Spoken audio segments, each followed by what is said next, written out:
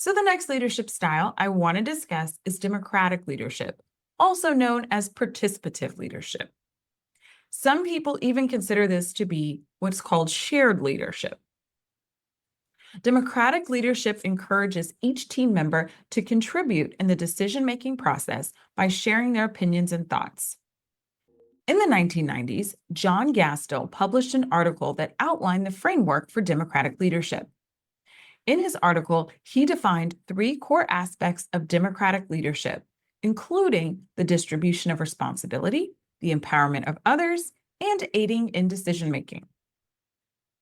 Democratic leaders encourage open conversation and help their employees with goal setting and performance evaluation, which can motivate them to grow and develop.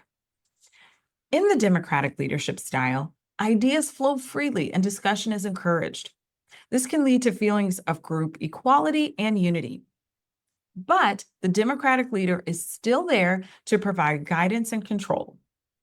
Also, the democratic leader is responsible for deciding who is in the group and who gets to contribute to the decision making.